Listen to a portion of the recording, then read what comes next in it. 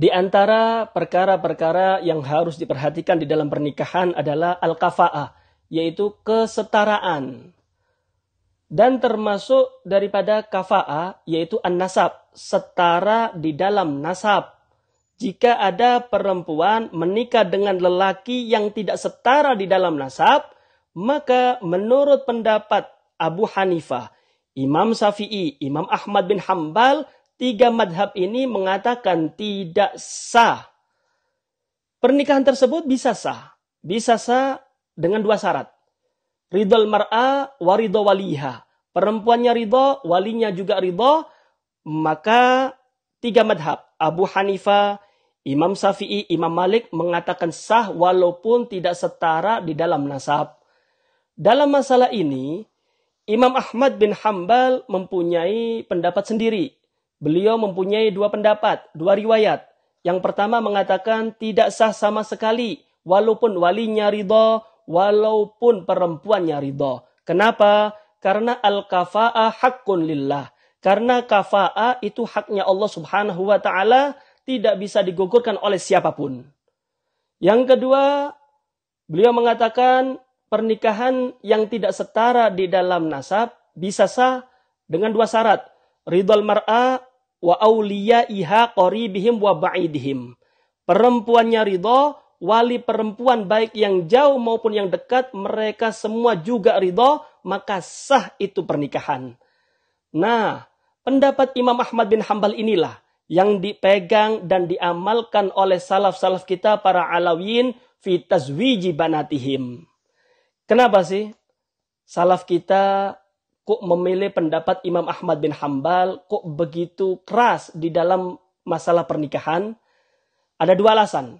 Yang pertama, untuk menjaga nasab mulia, yaitu nasab Nabi Muhammad SAW, jangan sampai terputus. Yang kedua, ketika ada sarifah menikah dengan non-sayyid, maka ini akan terjadi aib, cacat. Dan aib ini akan dirasakan oleh seluruh alawiyin yang mendengarkan, yang mengetahui tentang pemutusan nasab tersebut. Jadi agar tidak terjadi semua, agar kedua ini dijaga oleh Allah Subhanahu wa taala, jangan sampai aib ini terjadi dalam alawiyin, jangan sampai keturunan Nabi Muhammad ini terputus, maka alawiyin salaf kita memilih pendapat Imam Ahmad bin Hambal. Kalau ada sarifah menikah dengan non-sayyid, menurut Imam Ahmad bin Hambal, pendapat pertama tidak sah sama sekali, walaupun sarifahnya ridho, walaupun walinya ridho.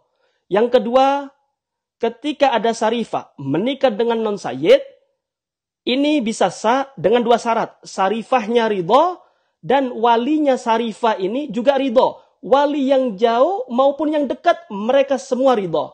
Artinya, kalau ada lelaki yang mau menikah dengan sarifah, selain dia mendapatkan ridho sarifah, dia laki-laki tersebut harus mendapatkan ridho seluruh habaib, seluruh keturunan hababah Fatimah Zahra yang ada di dunia. Harus ridho. Ini adalah perkara yang mustahil. Karena itu hati-hati, jangan sampai kita salah berfatwa. Kalaupun ada orang ngeyel, mengatakan, cukup kita ngikuti Imam Syafi'i aja. Sarifahnya ridho, walinya juga ridho, kan selesai. Kan bisa sah itu pernikahan. Memang benar. Pendapat itu memang ada. Akan tetapi yang perlu kita fahami bersama adalah iskotul kafa'ah itu rukhso minas syariah. Menggugurkan kafa'ah itu adalah rukhso daripada syariat.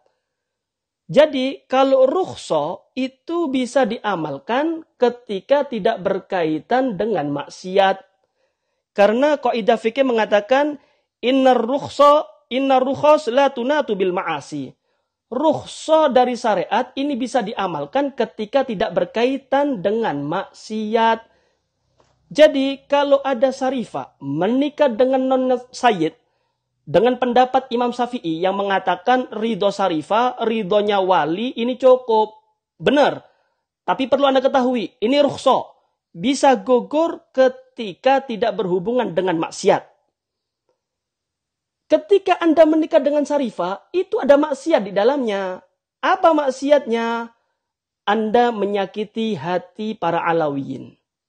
Kalau Anda menyakiti hati para Alawiyin, mau tidak mau Anda menyakiti hati Hababah Fatimatuz Zahra. Kalau Anda sudah menyakiti hati Hababah Fatimatuz Zahra, berarti Anda sudah menyakiti hati kekasih Allah Subhanahu wa taala, yaitu Nabi kita Muhammad sallallahu alaihi wasallam. Adakah kemaksiatan yang lebih besar daripada menyakiti hati Nabi kita Muhammad sallallahu alaihi wasallam?